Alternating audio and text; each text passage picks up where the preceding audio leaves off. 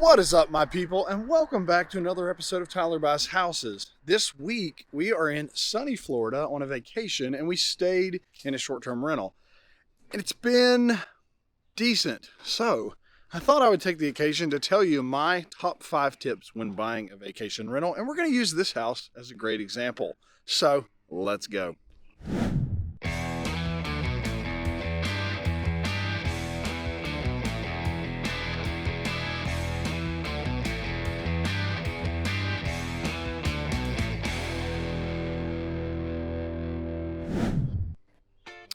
All right, so tip number 1. When buying a vacation rental, you have to understand this is a hospitality business. There are so many people that want to get into vacation rentals as real estate investors like myself because of the cash flow and because of the excitement of the idea of making tons of money with a vacation rental. Here's what you're missing, and this is what we have had to learn the hard way, is that it is a hospitality business. Yes, it is a real estate business because of the cash flow, but more so, you will excel at short-term rentals or you will fail on the hospitality side. And so what do I mean? Well, what I mean is you can't win with these if you're not good at the hospitality side.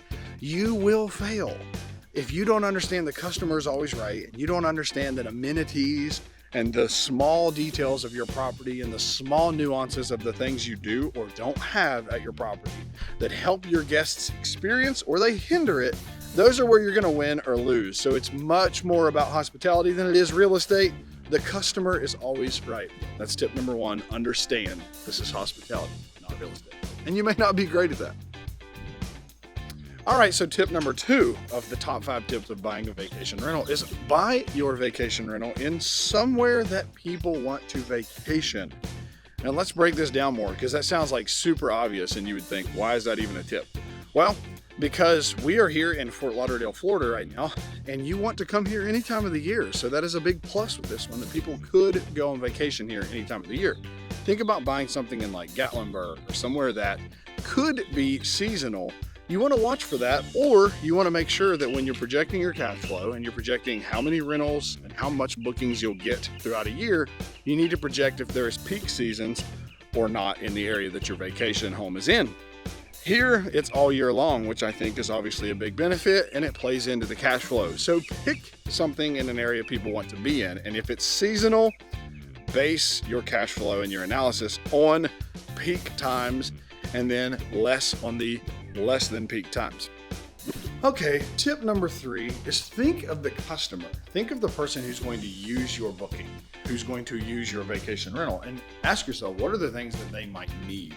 I'll tell you a great example of something that we haven't had this week here in Fort Lauderdale. We are 1 block away from the beach.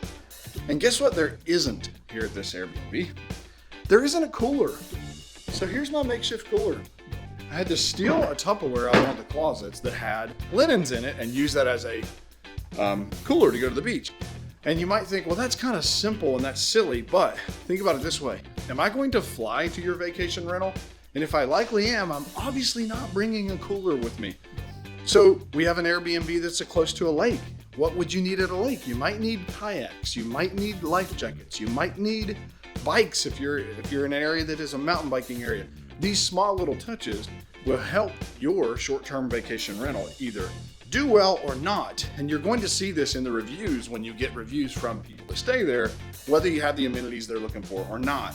So think about that. And obviously, as you think about the extras that you provide, make sure that your insurance will still cover them and you still have insurance coverage for what you need as far as kayaks and the things that could be a risk. But these are a lot of things that people don't think about when you get into vacation rentals and being in a hospitality business. The details and what your client might need and the small touches, they really matter. Wish I had a cooler. All right, tip number 4 is make your property bulletproof. And this is what I'm going to say. As a house flipper, sometimes there's products that we use that aren't the top of the line product, whether it be a shower head mixer valve or the type of toilet or whatever. But let me show you some examples in this house of how they didn't make it bulletproof and how it has affected the success of this booking. Because people will tear your stuff up. They will. So make it bulletproof. I would not go cheap on the finishes that you put in the product, especially if you buy a house that you're going to renovate and then put out as a short-term rental, you should think about going with the nicer products because you're going to have people tear it up. Let me show you some examples. The dishwasher didn't work. The disposal started leaking 2 nights ago and water went all over the floor. The sink backed up and they had to come here and snake it through the vent on the roof. Not great. And they don't slam it.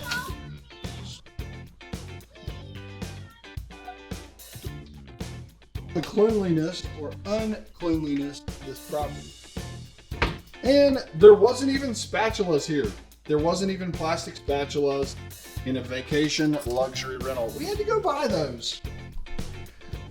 Do you know what it feels like when you have to go buy spatulas at a premier vacation rental? Not good. Last, but absolutely not least, make sure you hire the right property management. There's 2 ways that you can go about successfully running a vacation rental.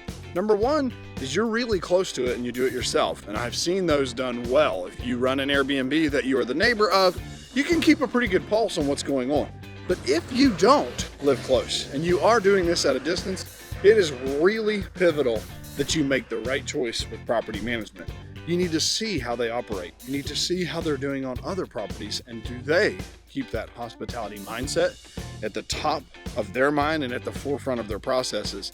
There are little things on this house the people have been quick to come here and fix, but I think if they just knew, the actual owners, how the property feels and how it is being treated when people are here and how it just looks and operates, they'd be different with their decision making. So let me go show you a couple examples of that.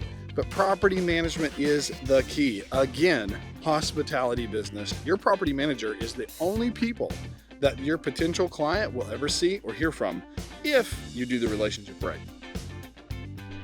So little tiny things. This trash is full. It stinks. There's flies flying around it. This is a premium vacation rental, intercoastal waterway, 1 block from the beach. Well, why is this full? It was full when we got here. And apparently whoever the previous tenants were didn't do it right. Maybe they didn't put the trash in the bags, but property management doesn't know this because they don't have eyes on the ground to really see that this is a problem. These are the little things that your property management company should know about. All right, so I'm not going to be a Debbie Downer here and tell you as a real estate investor, it's not a great idea to buy a vacation rental, but I think you should consider these 5 tips when getting your vacation rental. I've learned a lot of lessons as both a user of vacation rentals and an owner and operator of vacation rentals. There's a lot of money to be made, but you better understand these 5 tips. I hope you enjoyed this video.